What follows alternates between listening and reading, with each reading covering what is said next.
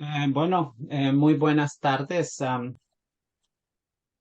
Bueno, desde Leeds, buenos días en Costa Rica y buenas tardes en Argentina. Parece ser que yo soy el que estoy a cargo y tengo el honor de presentar al em, profesor Alejandro Chetman. Por favor, una disculpa anticipada en caso de que tenga problema con la pronunciación en el apellido del profesor. Entonces, para empezar, voy a introducir al profesor.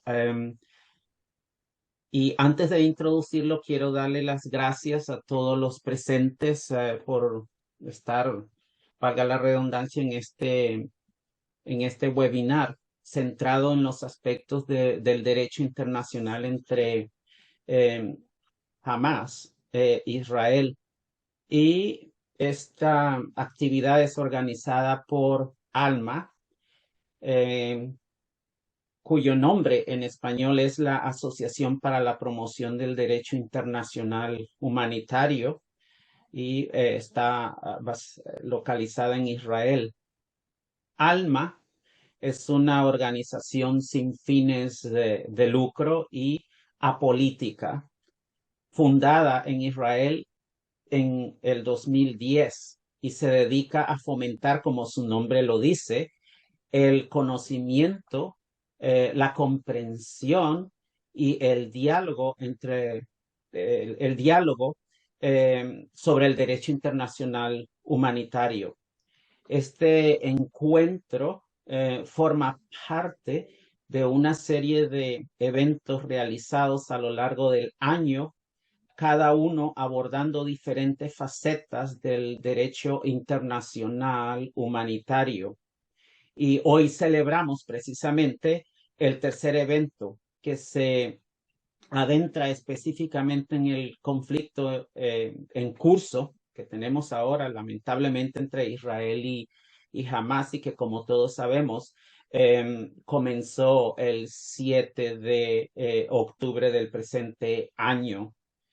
Nuestro ponente hoy, como repito, es el profesor Alejandro Chetman, quien ocupa el cargo de profesor de Derecho en la Facultad de Derecho de la Universidad Torcuato Di Tella y es investigador en el Consejo Nacional de Investigaciones Científicas y Técnicas de Argentina. Los principales intereses de investigación del profesor Chetman abarcan el derecho internacional público, el derecho penal internacional y el derecho internacional humanitario, así como el derecho constitucional, con especial atención a cuestiones filosóficas y empíricas. Entonces, como podemos ver, estamos en unas manos excelentes y estoy seguro de que tendremos mucho que aprender del profesor Chetman. Y durante su presentación, el profesor Chetman abordará los aspectos claves del conflicto actual desde la perspectiva, como he dicho, del derecho internacional humanitario. Y después de la presentación, los invitamos a todos a participar en una sesión de preguntas y respuestas. Posiblemente durante la presentación, el profesor eh, tratará con alguna de las preguntas que han enviado por medio, entiendo, de correo electrónico. Pero si el profesor no las trata, que lo dudo mucho, pues aquí tenemos las preguntas y ya él estará a cargo de respondérselas, estoy seguro, de la mejor manera posible. Entonces, profesor, le doy la bienvenida y le doy las gracias en nombre también de la comunidad judía de Costa Rica y de los amigos de Israel por hoy darnos esta presentación, de la cual estoy seguro que será muy enriquecedora para todos nosotros. Adelante. Muchísimas gracias, Bernie, y quiero también agradecer a Alma, a Sigal y a y a Ido por esta gentil invitación y bueno, a todos y todas las presentes por acompañarnos y acercarse a escuchar esto que vamos a hablar, que es efectivamente muy sensible. Hay más de 100 personas que permanecen secuestradas, hay muchísimas víctimas, así que voy a tratar de ser muy cauto y muy cuidadoso y muy empático al momento de hablar de las cuestiones jurídicas que tienen que ver con este conflicto que se ha desatado a partir de el horroroso ataque del 7 de octubre en el sur de Israel. Eh, entonces, la primera aclaración que quería hacer antes es tratemos de expresarnos todos y todas, incluso en la sesión de preguntas y respuestas, con muchísimo cuidado porque hay muchísimo dolor involucrado y muchísimas sensibilidades que están a flor de piel y creo que tenemos que ser todos y todas muy sensibles a eso. En segundo lugar, yo voy a hablar de derecho internacional y de cómo el derecho internacional, de las respuestas que el derecho internacional brinda frente a este tipo de situaciones. Voy a tratar de centrarme en aquellas cuestiones que son más claras y dejar planteadas algunas dudas o algunas cuestiones más grises. No todo el derecho es todo lo claro que uno quisiera, pero hay muchas cosas que podemos decir con cierta confianza. Entonces, la primera aclaración que hay que hacer para quienes no sean especialistas en derecho internacional es que el derecho internacional funciona un poco diferente que el derecho interno, que el derecho de cada uno de los estados, de Argentina, de Costa Rica, de Israel, de los Estados Unidos, etcétera, en el sentido de que el derecho internacional tiene regímenes separados que regulan distintos aspectos de un fenómeno tan complejo como es la situación actual entre Israel y Hamás. Entonces, es importante tener en claro cómo funciona cada uno de estos regímenes, cada una de estas reglas, de distintos tipos de reglas que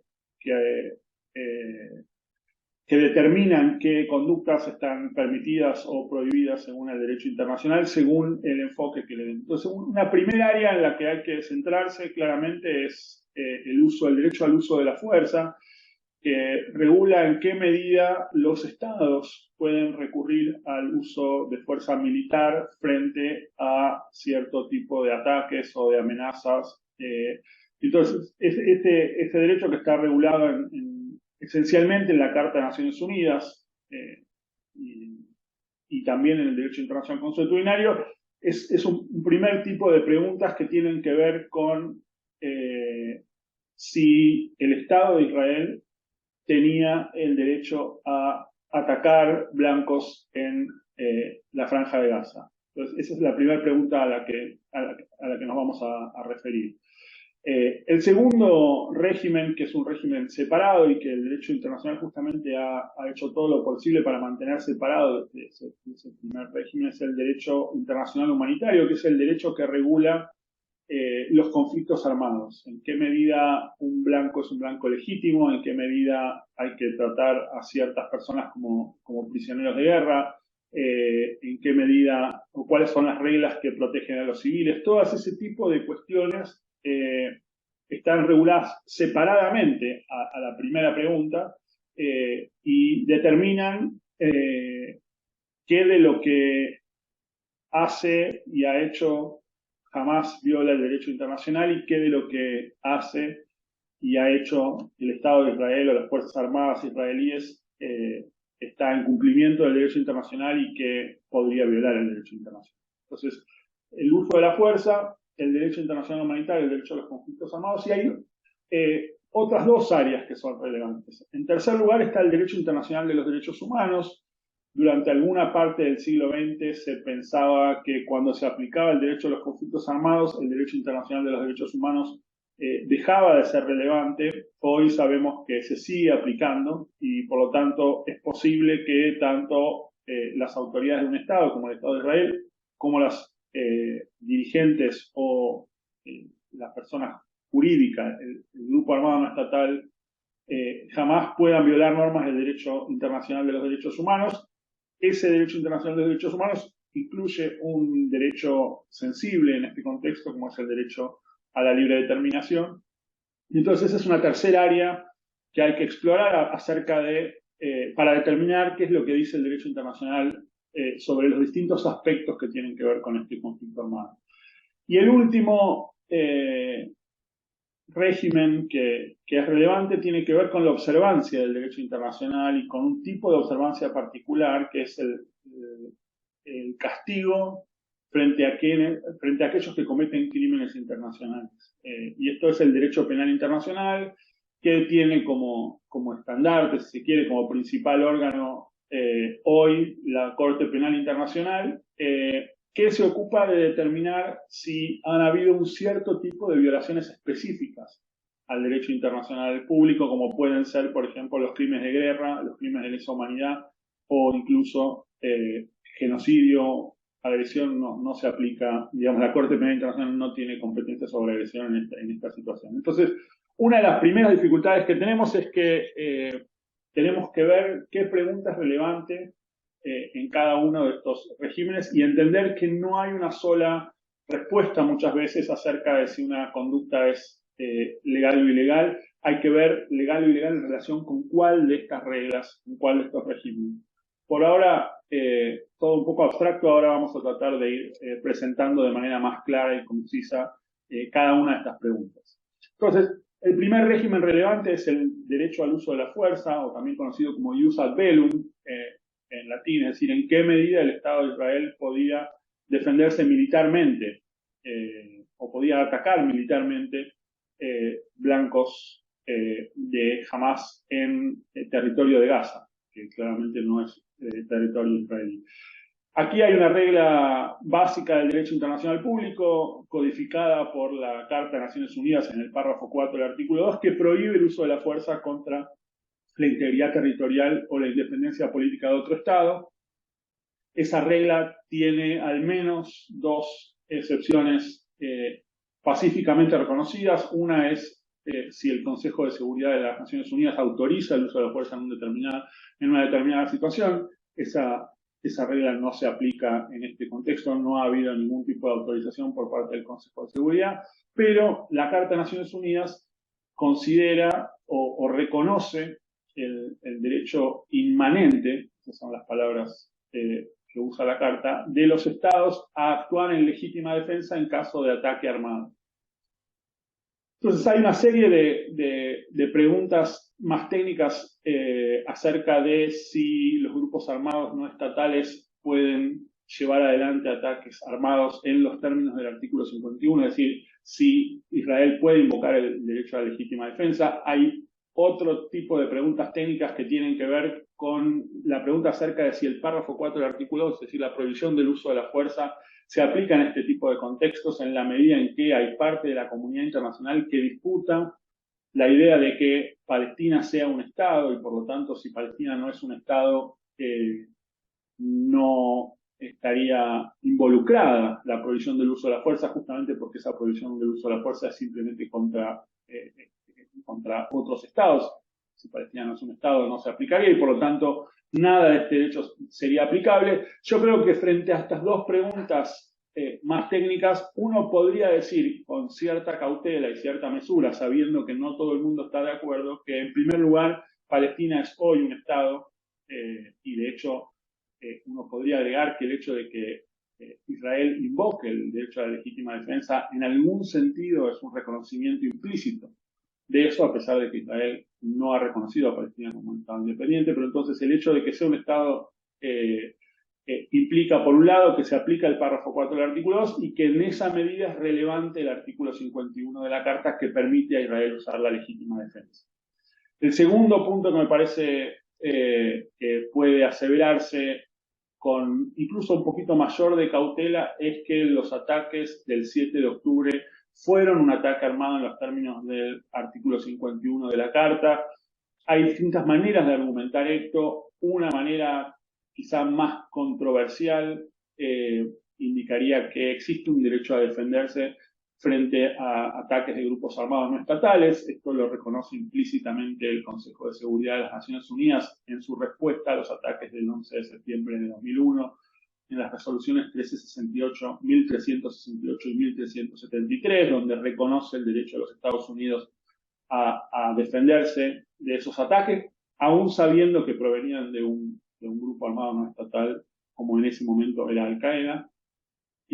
Pero no hace falta tomar posición necesariamente, creo, en esa discusión, en la medida en que uno puede decir que como la relación entre Hamás y el gobierno, la autoridad pública en la Franja de Gaza responde, es ejercida directamente por Hamás. No es claro que haya una separación tan tajante entre el ataque del 7 de octubre y la autoridad pública en Gaza, y por lo tanto, más allá de si es posible usar la fuerza en legítima defensa contra grupos armados no estatales, en este caso parecería que las relaciones entre el grupo armado no estatal y el Estado son lo suficientemente cercanas, profundas, para habilitar que Israel use su derecho a defenderse en los términos del artículo 51 de la Carta. Es decir, si la primera pregunta es acerca de si recurrir a la fuerza para defenderse del ataque iniciado el 7 de octubre es legítimo, parecería ser, hay buenas razones para creer que eso es así. Ahora, esto no agota el análisis jurídico vinculado al uso de la fuerza en la medida en que el derecho internacional establece dos limitaciones respecto del uso de la fuerza. La primera es la defensa debe ser necesaria para detener y prevenir futuros ataques. Detener el ataque actual y prevenir futuros ataques. En ese sentido, parecería ser que la respuesta del Estado de Israel al ataque armado del 7 de octubre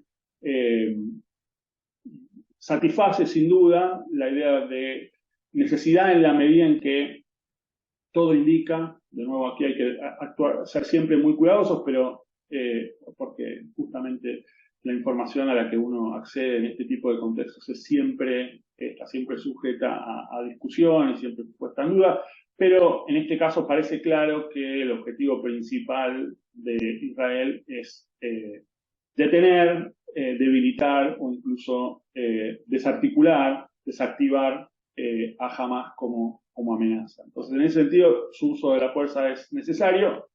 Mucho más difícil es la discusión en materia de proporcionalidad, que es el segundo requisito. Entonces, el uso de la fuerza está permitido, debe ser necesario y debe ser proporcionado, y con el avance de los días hemos visto que la cantidad de muertos que se han producido en Gaza, sumado a la cantidad de daños materiales y sobre todo el tipo de muertos, las cifras que hay actualmente señalan más de 10.000 muertos, de los cuales algo así como 4.000 al menos serían niños.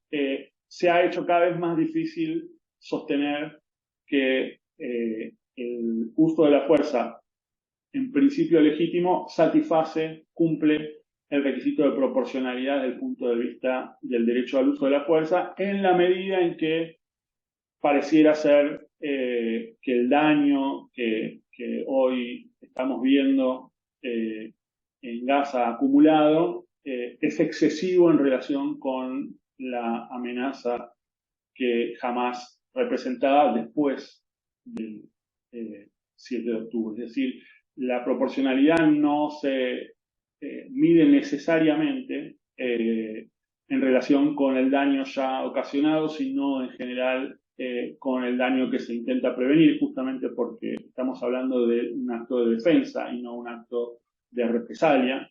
Entonces, en la medida en que es posible prevenir ataques de Hamás mediante otras estrategias de manera relativamente exitosa, nunca perfecta por supuesto, pareciera ser que la cantidad de muertos en Gaza superan lo que el requisito de proporcionalidad exige, ¿no? Entonces ahí hay un primer problema sobre el que creo yo tenemos que mirar con atención.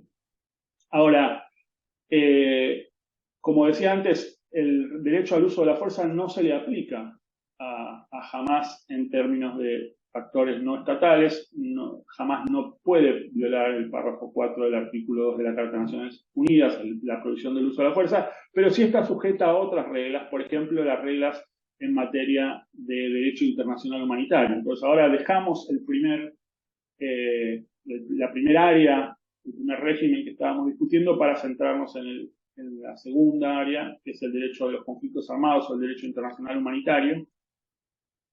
Y acá es claro que los ataques del 7 de octubre violan una serie de prohibiciones fundamentales del derecho internacional humanitario.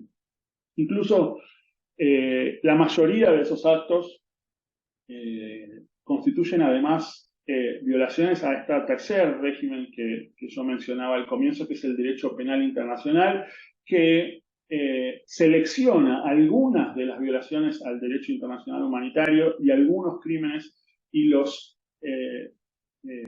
relaciona o les impone una sanción penal individual a aquellas personas que los cometan. Es decir, selecciona algunas violaciones del derecho internacional humanitario o del derecho internacional de los derechos humanos especialmente graves y les asocia una pena a los individuos que las cometen. Y en ese sentido, Hamás ha cometido una serie de actos gravísimos, ¿no?, que violan tanto el derecho internacional humanitario como acarrean responsabilidad penal individual, es decir, que las personas que los cometieron pueden ser sancionadas frente a un tribunal nacional o incluso frente a un tribunal internacional como la Corte Penal Internacional, entre ellas el homicidio intencional de civiles, incluyendo niños, incluyendo ancianos. Eso no solamente está prohibido por el derecho internacional humanitario y el derecho internacional de los derechos humanos, sino que además constituye un crimen de guerra, es decir, un crimen o un acto especialmente grave que viola el derecho internacional y que además acarrea la responsabilidad penal de quien lo comete. Y esto tiene que ver con que los ataques del 7 de octubre fueron dirigidos en una gran mayoría a personas que no eran parte del conflicto, es decir, a personas que no eran combatientes, que eran civiles. Por ejemplo, de la fiesta electrónica, familias que estaban en su casa. Todas estas constituyen violaciones gravísimas del derecho internacional humanitario, pero incluso la matanza de reservistas que no están cumpliendo funciones o de votantes de algún partido político o incluso de las fuerzas de seguridad viola esta regla. Es decir, esta regla determina que los únicos blancos legítimos cuando se aplica el derecho de los conflictos armados son quienes ejercen funciones militares o quienes están directamente involucrados en el uso de la fuerza contra en este caso contra Hamás. Y por eso la gran mayoría de las muertes ocurridas esa noche horrorosa constituirían, creo yo, sin duda, violaciones al derecho internacional humanitario y crímenes de guerra. Del mismo modo, la toma de rehenes está prohibida en todo momento durante el conflicto armado y también constituye una infracción grave a los convenios de Ginebra. Los convenios de Ginebra son quizá los que más abarcadoramente o abarcativamente receptan las reglas del derecho internacional humanitario moderno, creados después de la Segunda Guerra Mundial, los 4 convenios de Ginebra y en 1977 los protocolos adicionales. Pero estas reglas, la prohibición de toma de rehenes está prevista en las reglas de 1949, de las cuales Israel es parte y que se aplican como derecho internacional consuetudinario también a Hamás en la medida en que constituyen una violación grave del artículo 3 común, que es la única norma de esos 4 convenios de Ginebra del 49 que se aplicaría a este caso sí, ahora hago una aclaración, sí puede ser un conflicto armado no internacional. El derecho internacional humanitario tiene en realidad dos regímenes, y estoy siendo simplificador un poco a propósito. Hay unas reglas que son las reglas del derecho internacional de los conflictos armados internacionales, que tienen una serie de tratados, una serie de disposiciones, y unas reglas que se aplican a los conflictos armados no internacionales.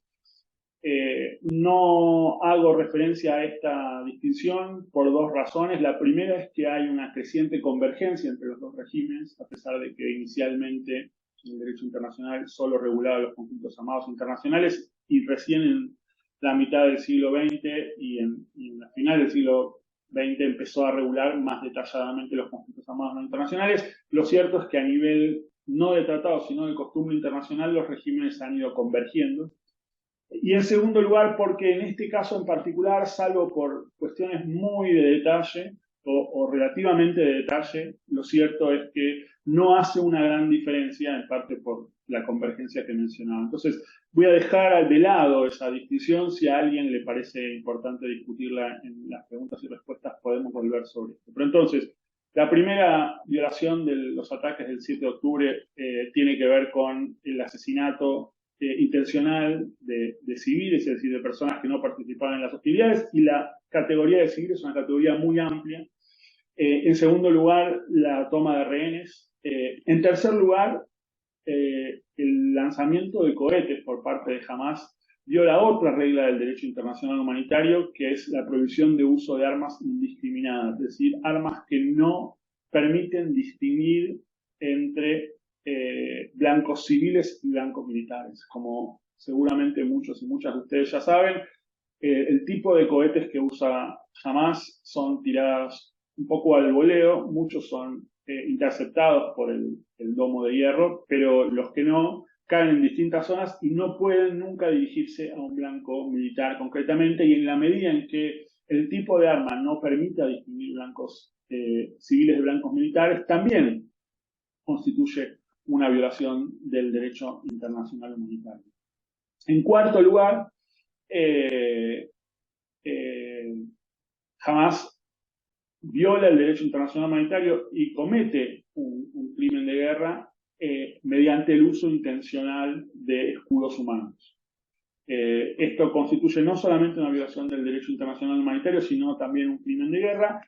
Y aquí es uno de los pocos casos en donde la clasificación del conflicto armado hace una diferencia acerca de cómo entender esta regla. En cualquier caso, el uso de escudos humanos está prohibido con la regla del derecho internacional humanitario. No es tan claro que constituya además un crimen de guerra en los casos de los conflictos armados no internacionales, sí en los conflictos armados internacionales.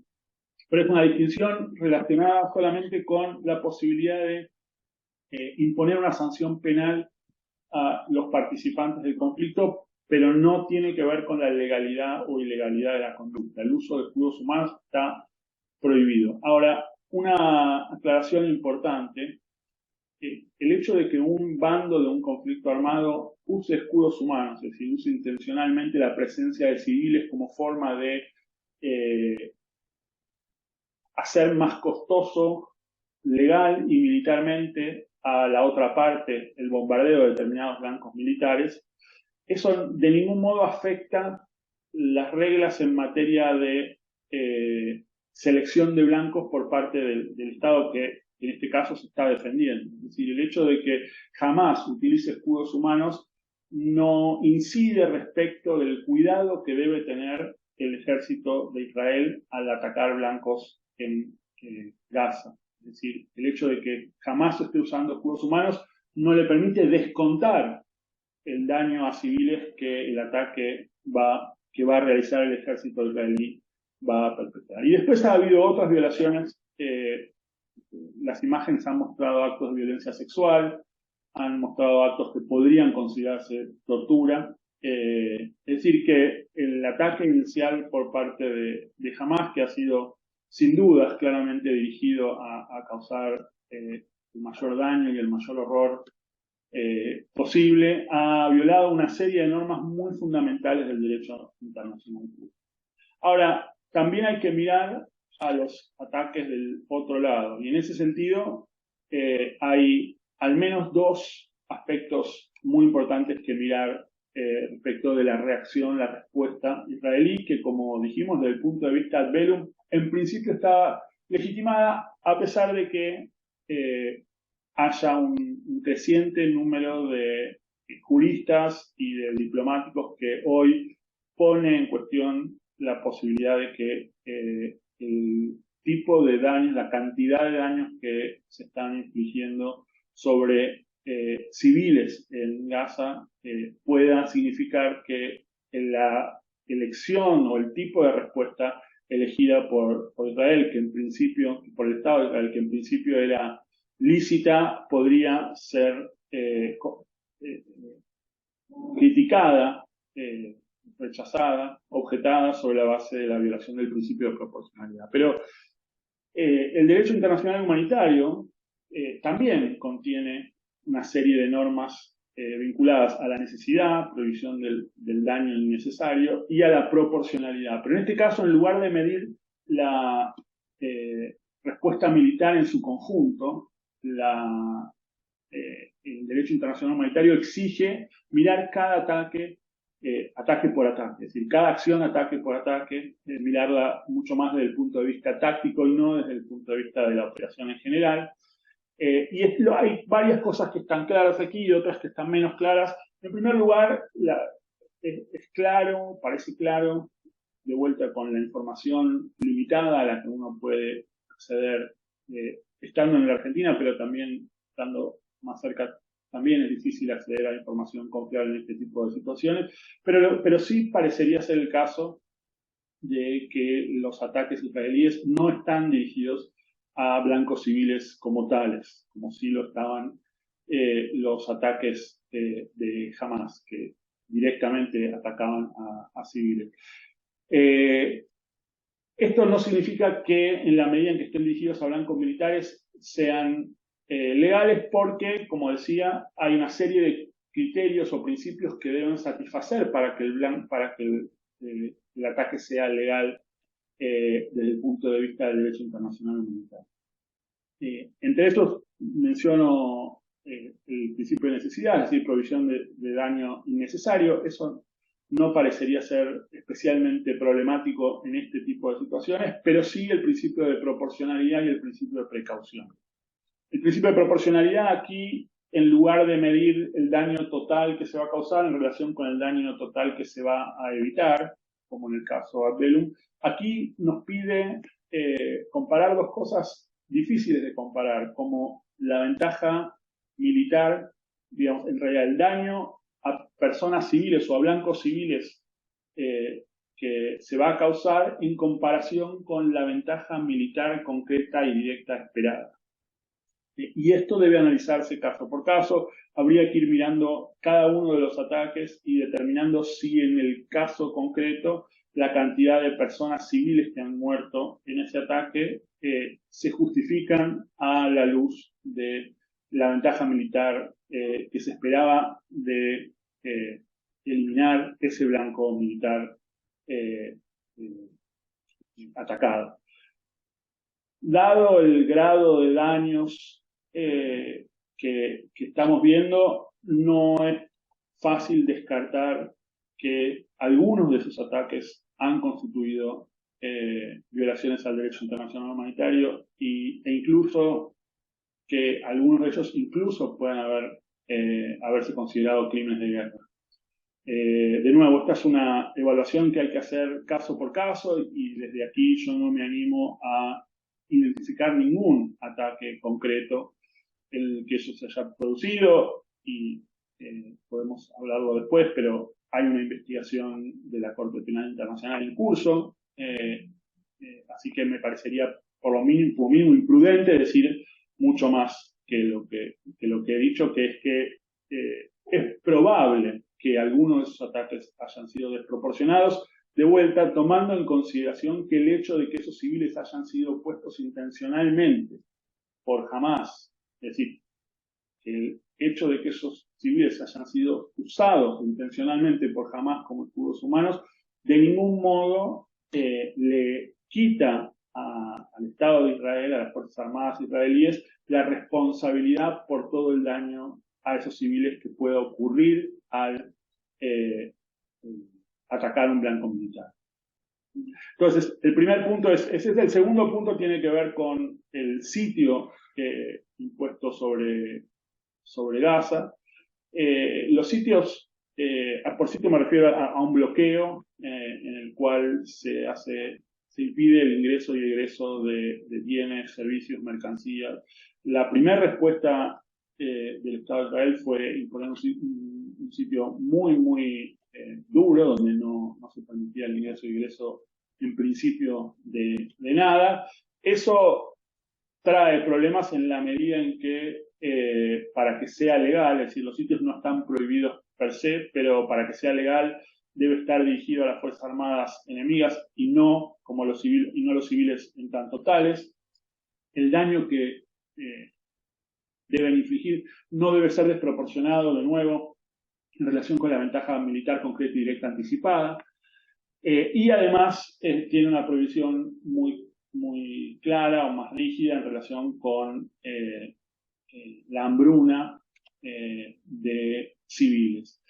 La medida inicial, tal como estaba planteada, creo yo, era sin duda ilegal, en la medida en que no permitía el ingreso de alimentos, de agua potable, de medicinas, de medicamentos.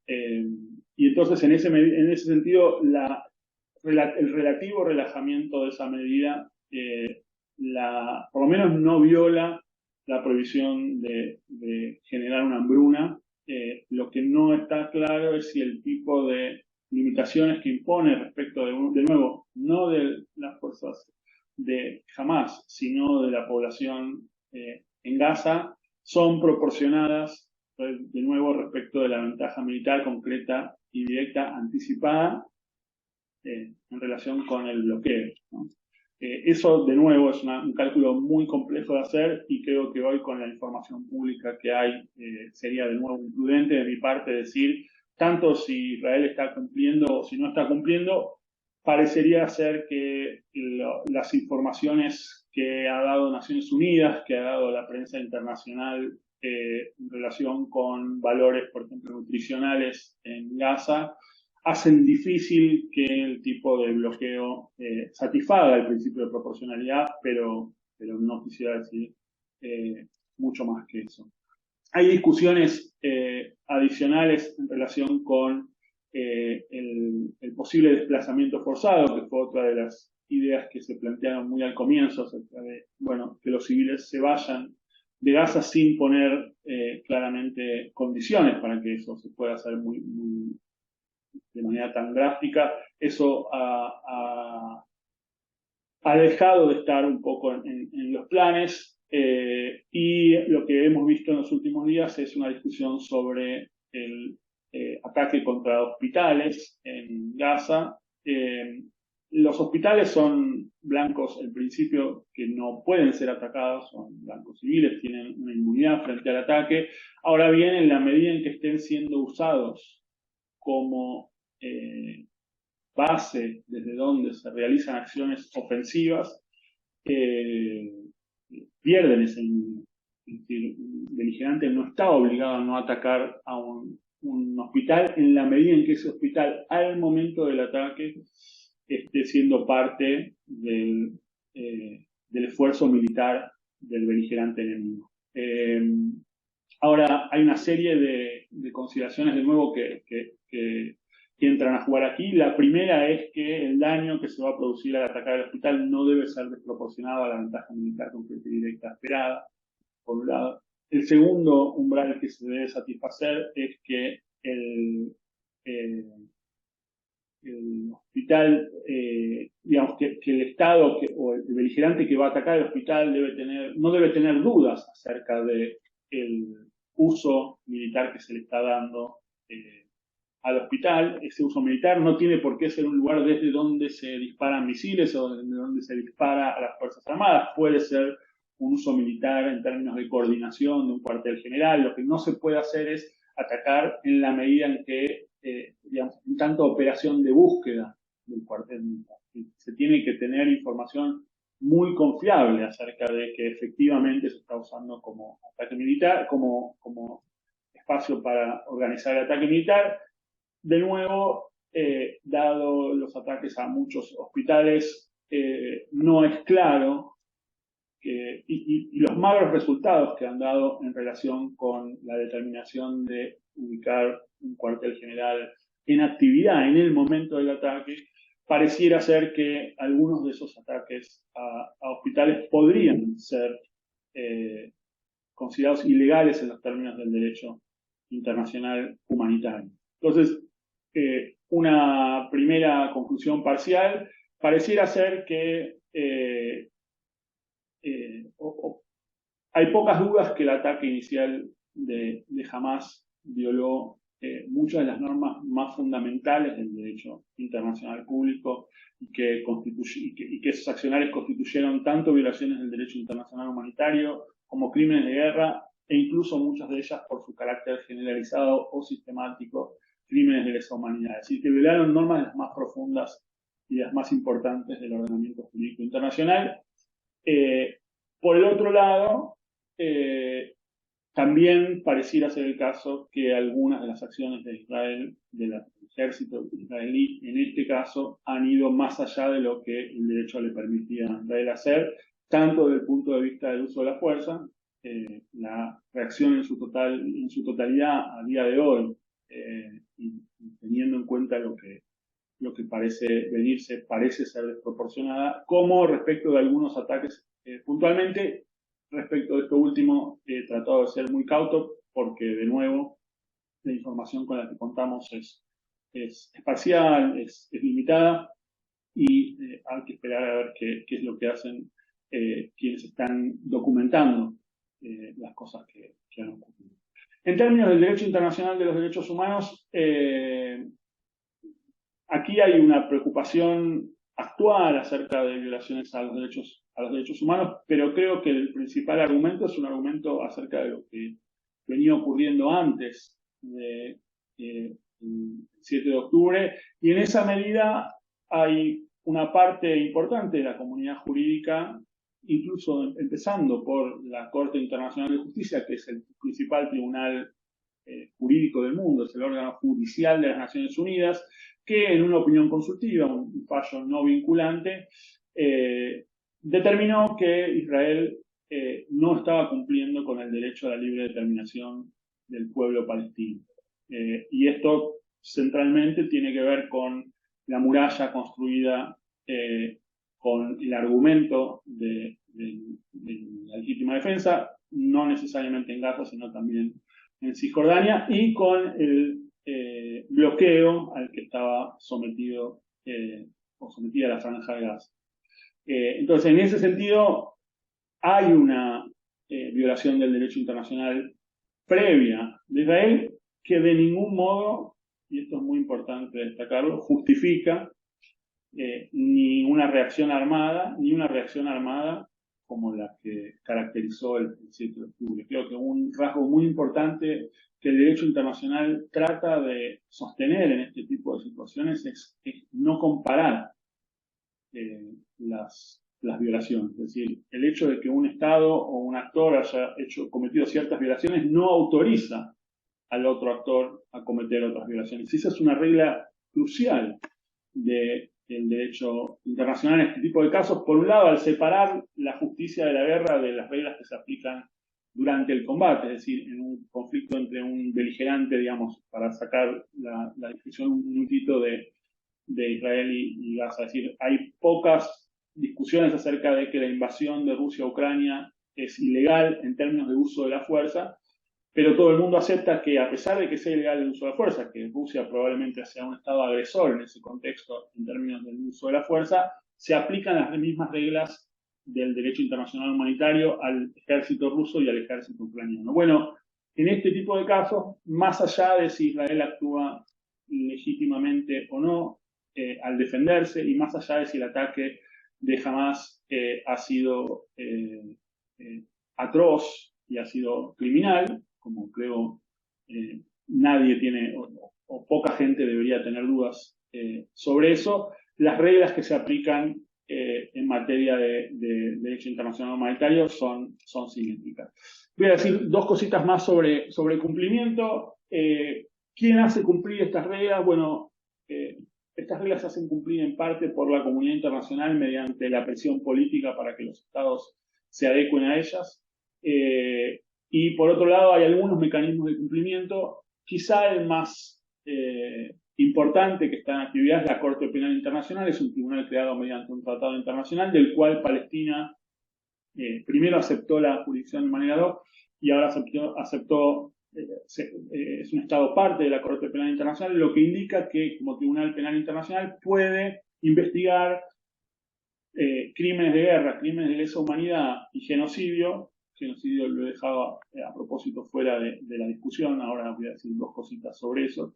Entonces, crímenes de guerra y crímenes de lesa humanidad, tanto cometidos en el territorio de Palestina como cometidos por nacionales palestinos. Es decir, que tanto los hechos del ataque del 7 de octubre como la respuesta israelí y por supuesto los actos cometidos por Hamas en Gaza están dentro de la jurisdicción, pueden ser investigados por la Corte Penal Internacional, que tiene abierta una investigación y ahora algunos estados le han pedido a la Corte que abra una investigación, en algún sentido solamente confirmando, brindándole apoyo político para que lleve adelante una investigación.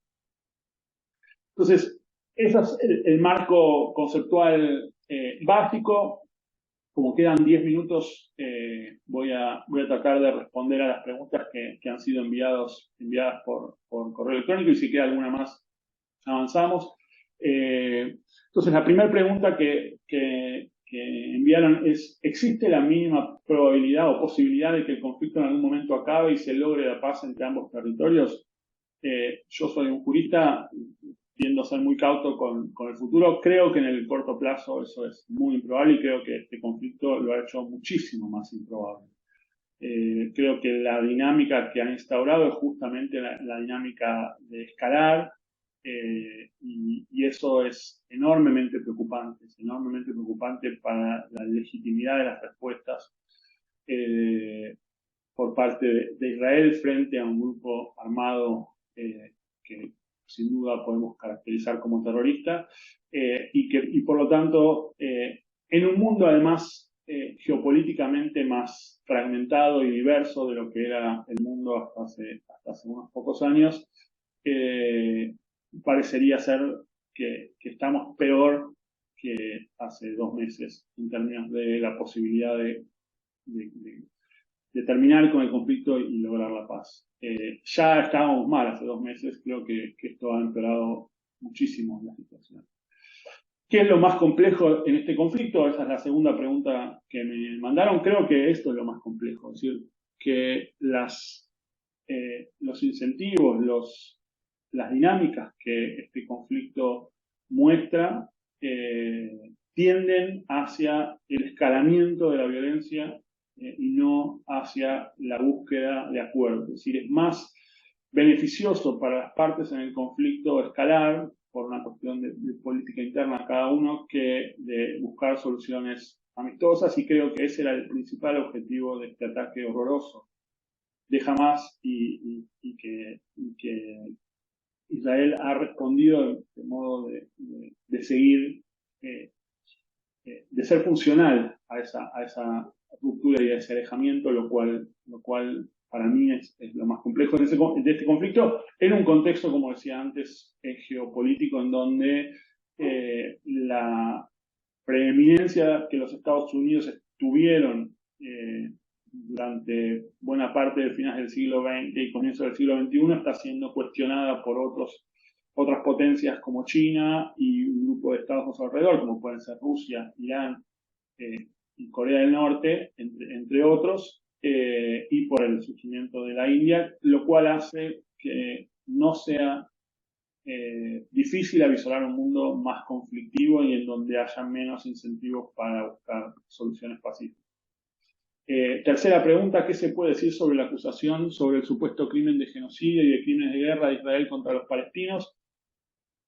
Dos cosas muy separadas. Yo creo que el crimen de genocidio se ha usado por ambos bandos de una manera muy liberal. Creo que han habido declaraciones por ambos bandos no incompatibles con la idea de genocidio. Yo no tengo la impresión de que sea necesario ni tampoco una buena idea de hablar de genocidio. No creo que se configure claramente un acto de genocidio, lo cual no quiere decir que no se hayan cometido conductas gravísimas.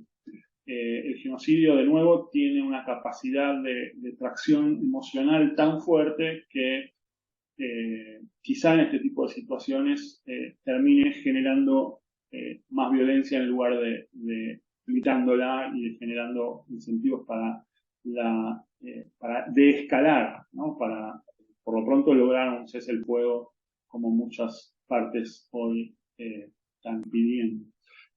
O por lo menos un cese el fuego parcial. En cambio, los crímenes de guerra, tanto por el lado de las Fuerzas Armadas israelíes como, y esto espero haberlo dejado todo lo claro posible por Hamas, da la impresión de que se han cometido muchos crímenes de guerra. De nuevo, hay que ser prudentes y entender la diferencia en términos de cuán clara es la evidencia respecto de unos y de otros.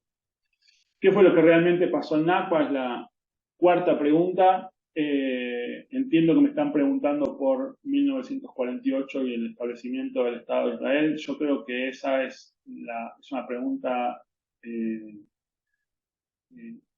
problemática. Es una mala pregunta para hacernos en este momento. Es decir, creo que en este momento cualquier solución que sea beneficiosa para los civiles en todos los contextos pasa por reconocer que existen dos estados. Es decir, uno podría cuestionar las fronteras, la existencia de un montón de estados en función de las historias coloniales, neocoloniales, imperialistas, empezando por mi país, la Argentina, y sus fronteras en el norte y en el sur, siguiendo por los Estados Unidos. Es decir, allí a donde uno va encuentra que hay litigios territoriales grandes en el medio de un conflicto armado. Creo que es importante, más importante, empezar a pensar que existen hoy jurídicamente dos estados, y creo que sobre eso hay suficiente consenso, no es absoluto, pero hay suficiente consenso, y empezar a construir sobre esa base acerca de cuál es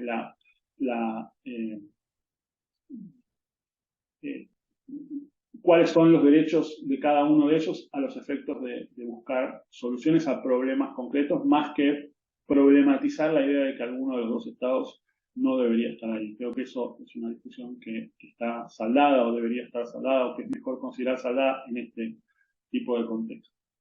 La siguiente pregunta es: ¿de qué manera se está viendo afectado el derecho internacional y qué consecuencias podría traer? Bueno, he sido un poco somero y creo que hay más cosas para decir. Podemos discutir los asentamientos, podemos discutir los conflictos anteriores, podemos discutir las violaciones de derechos humanos de Hamas sobre los propios palestinos en Gaza. Es decir, hay un montón de aspectos de derecho internacional que son relevantes. Tenemos una hora y yo ya he hablado mucho y muy rápido. No sé si puedo decir mucho más que ilumine el punto específico de la charla.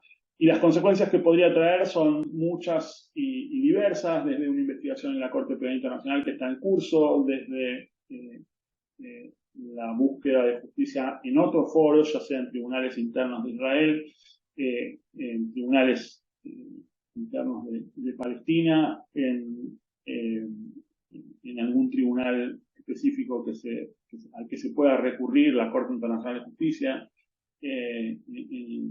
pensándola en algún contexto como una opinión consultiva. No creo que mucho más, pero una de las justamente déficits más importantes del derecho internacional es que no tiene órganos de observancia, de cumplimiento tan robustos como los que tenemos en el derecho interno, y entonces las consecuencias de este conflicto jurídicas van a ser esgrimidas desde la política, es decir, van a ser usadas desde la política para conseguir apoyos, para criticar a uno u otro actor. ¿Qué dice el derecho internacional? Esta es la última pregunta, sobre la ocupación, la proporcionalidad y el derecho a la legítima defensa, o el derecho a defenderse. Como viene diciendo, esto plantea una serie de preguntas difíciles, donde el derecho no es todo lo preciso que uno quisiera. Quisiera decir una sola cosa sobre ocupación, porque es verdad que hay una lectura de la opinión consultiva sobre el muro israelí en la cual la Corte parece sugerir que cuando Israel o cuando un Estado ocupa territorio de otro Estado no puede defenderse de ataques que vienen de ahí. Y ahí hay una pregunta preliminar muy difícil en derecho internacional acerca de si Israel está ocupando Gaza, sobre todo si está ocupando Gaza desde el 2005, desde que se retira de Gaza.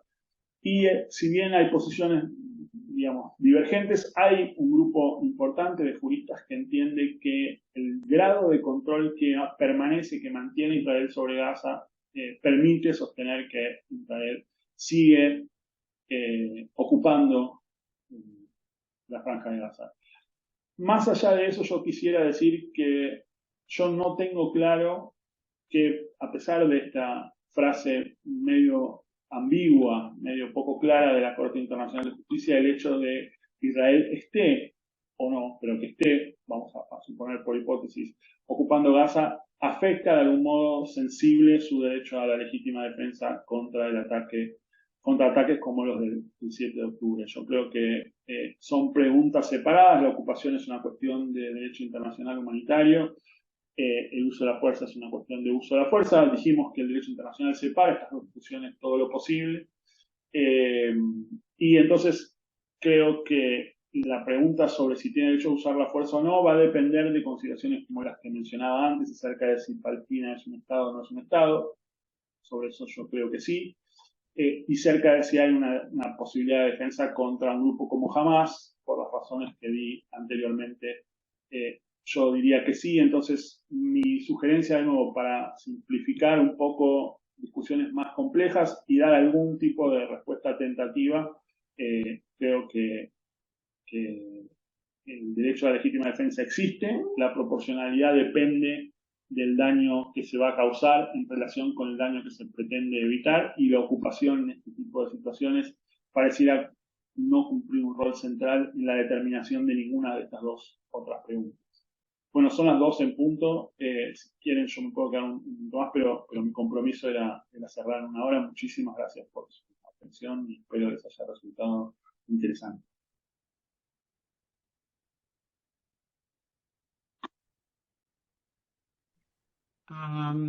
Joaquín tiene la mano levantada, entonces me imagino que es en relación a una pregunta que él tal vez le gustaría formular para el profesor. Joaquín, adelante. ¿Me escuchan? Perfecto. Sí, lo escuchamos. Sí, Ale, te hago una pregunta. Comentaste que con el tema de la proporcionalidad, que para mí, por lo menos con lo que respecta a las acciones de Israel, es la parte más problemática, más complicada de analizar. Al principio, cuando empezaste la charla, dijiste que, o al final dijiste que habría que analizar cada ataque para ver si, digamos, cumple con el principio de proporcionalidad.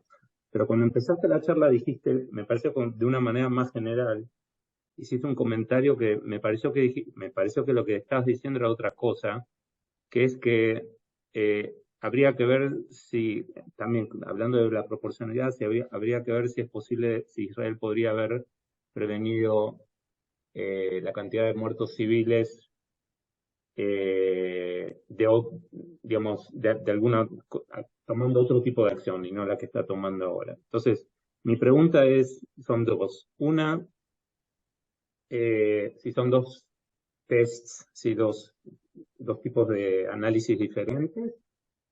Y con respecto al primero de cada ataque me quedan claros, pero con respecto al segundo, que es un poco más general, lo que vos decías, si es realmente así, es relevante, y cuándo es relevante.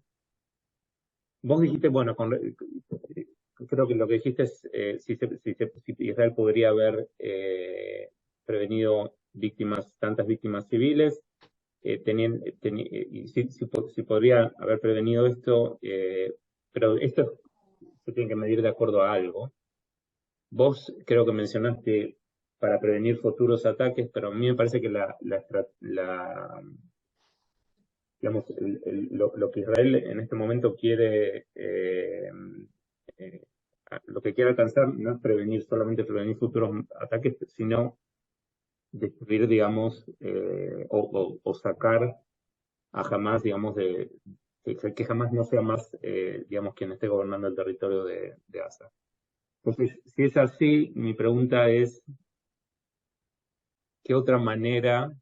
Quizás la haya, ¿no? A mí la verdad que no se me ocurre, tampoco soy un estratega militar, pero no me queda claro qué otra manera, cuál sería otra manera que Israel que tendría para, digamos, remover a Hamás del gobierno de ser los gobernantes de Gaza. ¿Qué otra manera podrían tener que sea más proporcional, llamémoslo así, que causen menos víctimas civiles? Pero de nuevo, me queda todavía esa es una pregunta un poco más práctica, y la otra pregunta es un poco más teórica, y no me quedó en claro, que me pareció que estabas usando dos tests diferentes. Gracias, Joaquín. Efectivamente estaba usando dos test diferentes. Uno es el test del artículo 51 de la Carta del Derecho a la Legítima Defensa del Uso de la Fuerza, y otro es el test del Derecho Internacional Humanitario. Y esos dos tests se llaman los dos test de proporcionalidad, pero miden cosas distintas, parecidas, obviamente, pero distintas, y determinan el cumplimiento o incumplimiento de distintas normas de derecho internacional.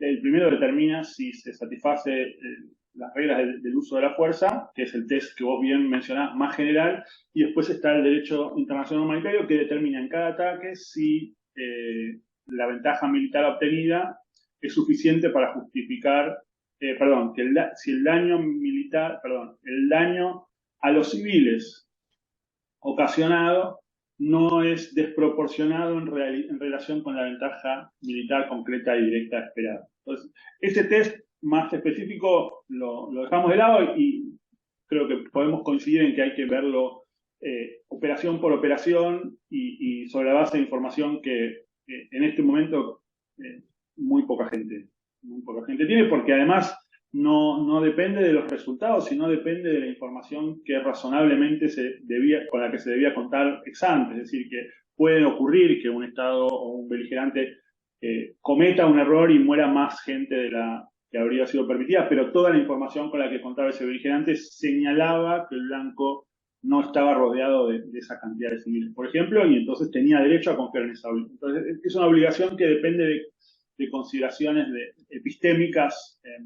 Ahora, el punto que a vos te preocupa es el punto grande, es el análisis más grande de la legítima defensa, y ahí hay una distinción muy importante, porque justamente lo que vos decías es: Israel no solamente quiere prevenir ataques, sino quiere sacar a Hamás del gobierno de Gaza. Bueno, eso segundo no se puede hacer. El derecho internacional no habilita a sacar un gobierno que sea horroroso, violento. Esa no es un objetivo para el cual se puede usar la fuerza militar. Lo único que se puede usar la fuerza militar es para defenderse. Entonces, Israel lo único que puede hacer, el Estado de Israel lo único que puede hacer en relación con Hamás es desarticular una amenaza existente. Y entonces, en esa medida, la pregunta es: si esa amenaza, si desarticular esa amenaza implica matar 10.000 personas, y esa amenaza uno puede prever que va a matar alguna gente israelí, que estamos hablando de cosas muy dolorosas, así que yo quiero tratar de ser cuidadoso, ¿no? Pero son los cálculos que efectivamente se tienen que hacer. Entonces, si para salvar alguna cantidad de gente israelí que efectivamente va a ser muerta por Hamas hay que matar decenas de miles o 10.000 civiles palestinos, parecería ser que eso es desproporcionado. Entonces, lo que yo agregué a eso es que en la medida en que Israel cuenta con una serie de capacidades que hacen que un ataque como el 7 de octubre sea muy difícil de que vaya a volver a producirse después de esta horrorosa experiencia, pareciera ser que tiene otras herramientas para evitar que jamás ataque blancos israelíes, y que en ese contexto es todavía más claro, porque si vos me decís: mira, no tiene ninguna otra alternativa más que hacer no tiene ninguna alternativa para prevenir ataques más que hacer el tipo de operación terrestre que decidió hacer, y el tipo de bloqueo o de sitio que decidió hacer, sería más difícil legalmente la pregunta. yo creo que aún así debería no hacerlo con el nivel de intensidad con el que lo ha hecho. No que no debería hacerlo en absoluto, sino que el nivel de intensidad parece ser desproporcionado. Pero en la medida en que tiene además otras alternativas, parece más claro que por lo pronto el nivel de intensidad no es compatible con las limitaciones que el derecho internacional impone al ejercicio de la legítima defensa. Sobre todo porque justamente ese derecho no te habilita a buscar otros objetivos como puede ser derrocar un gobierno opresor, terrorista, pongámosle criminal, pongámosle la categoría que querramos, ¿no? La gran cantidad de rehenes no cambia la respuesta. Sí, por supuesto. La gran cantidad de rehenes cambia la respuesta y la pregunta de nuevo sigue siendo si, de nuevo, con las cifras que hay hoy, 10.000 muertos civiles, de los cuales 4.600, 4.000 y pico. Hablar de cifras así tan grandes también es muy brutal y es un poco, pero es decir, es un daño muy, o sea, 4.600 niños. Parece ser problemático y en este caso en particular además no es que haya llevado a la liberación, ni siquiera haya llevado a la liberación de los civiles, pero de los rehenes.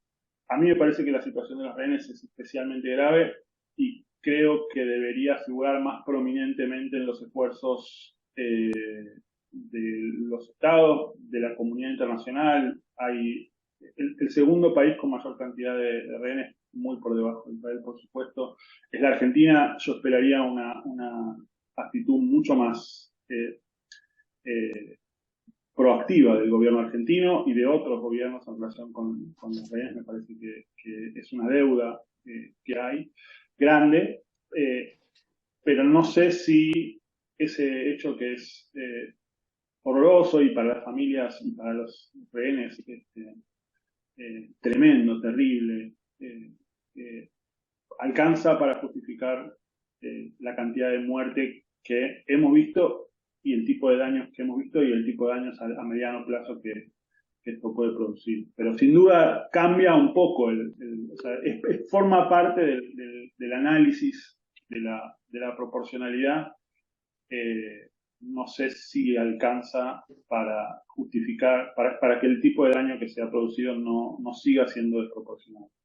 De vuelta, es un cálculo muy difícil y no hay parámetros muy claros, pero a mí me cuesta pensar que eso es así. Mi pregunta está relacionada con la que hizo Joaquín, porque la norma de la proporcionalidad parece ser muy problemática en el derecho internacional y creo que ha llegado a ser una norma demasiado trillada. Los políticos, periodistas de la BBC, todo el mundo habla de ataque desproporcionado, pero entonces a mí me da la impresión de que la proporcionalidad tiene problemas estructurales, o sea, por ejemplo, es de carácter prospectivo. Entonces, es una norma relativa. Y una norma de carácter prospectivo, ¿cómo entonces anticipamos? ¿Qué criterios usamos para anticipar daños colaterales excesivos? Es mi primera pregunta. Y la segunda, no es una fórmula matemática. Entonces, ¿cómo, cómo medimos?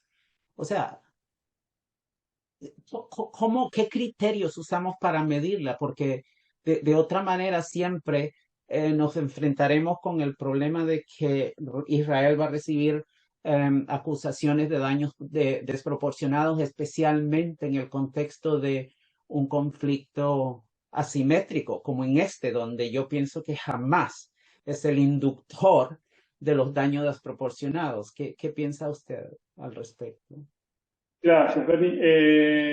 En términos de los daños colaterales excesivos, acá nos mudamos, ¿no? Ya no estamos hablando del uso de la fuerza en general, sino ese es el test que se usa para el principio de proporcionalidad del derecho internacional humanitario, que mide cada ataque en particular, ¿no? Y efectivamente el cálculo es enormemente complejo, por eso yo traté de ser lo más prudente posible, porque como tú bien dijiste, es un análisis prospectivo, pero además es un análisis prospectivo en términos de la dificultad con la que se pueden evaluar este tipo de acciones en medio de un conflicto armado donde la información es imperfecta, hay muchísimos sesgos, hay muchísima lo que se llama la neblina de fog of war, ¿no? La neblina de la guerra, donde el otro beligerante está haciendo todo lo posible para engañar. Entonces, ¿cuáles son los estándares epistémicos que se satisfacen? Es decir, ¿qué es lo que existe el principio de precaución? Que exige tomar todos los recaudos posibles para minimizar el daño incidental. Y por eso yo fui muy cauto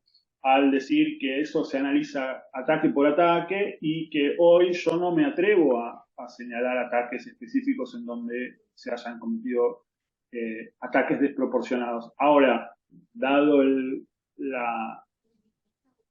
la dimensión del daño producido en Gaza y la cantidad de muertos civiles, por ejemplo de niños, resulta difícil pensar que ninguno de esos ataques fue desproporcionado. Eso es lo único que yo dije.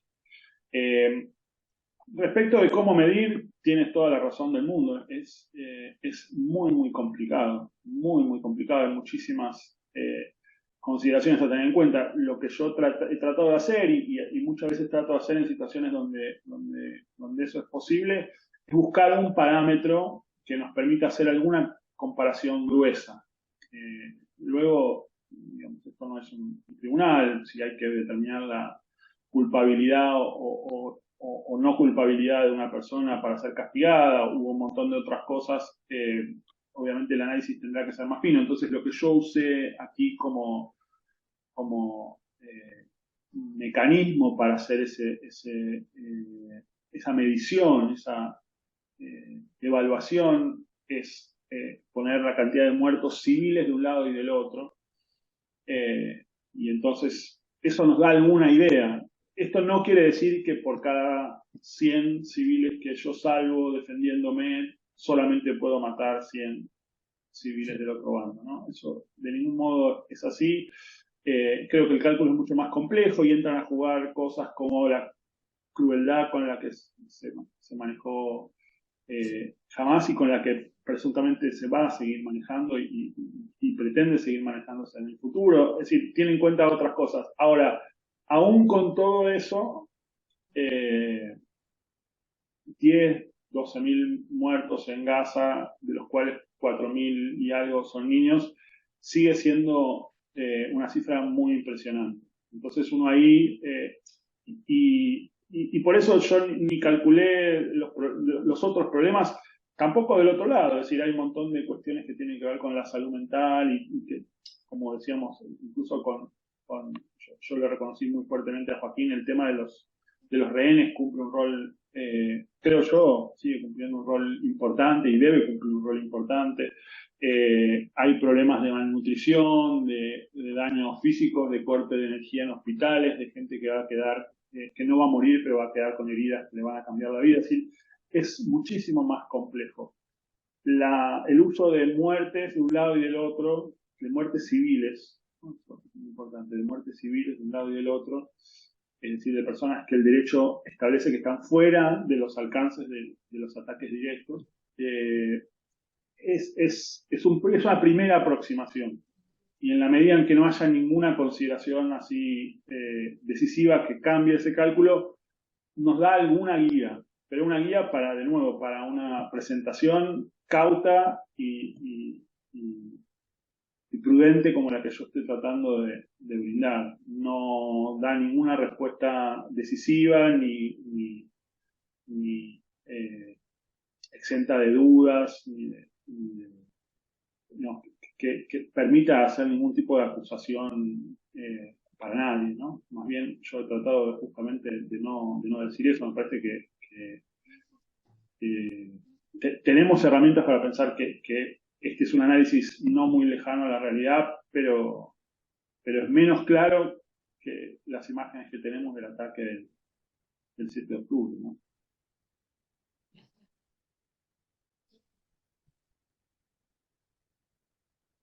Parece ser que no sé si hay más preguntas. Parece ser que no tenemos más preguntas. Entonces, yo por mi parte le digo muchas gracias por su brillante exposición. Ciertamente ha sido muy iluminadora. em, Sobre todo con esto, me pone a pensar, sobre todo con esto del asunto de la proporcionalidad, que es uno de los am, meollos, uno de los puntos centrales, neurálgicos en todo esto del conflicto. Es una de las batallas realmente. Sabemos que Israel no ataca directamente a civiles. Esto es una cuestión, yo por lo menos tengo la opinión de que es uno de los ejércitos que tiene un alto nivel de moralidad. Am, pero esto de la proporcionalidad es uno de los asuntos muy, muy complicados en el derecho internacional y usted nos ha puesto a pensar al respecto.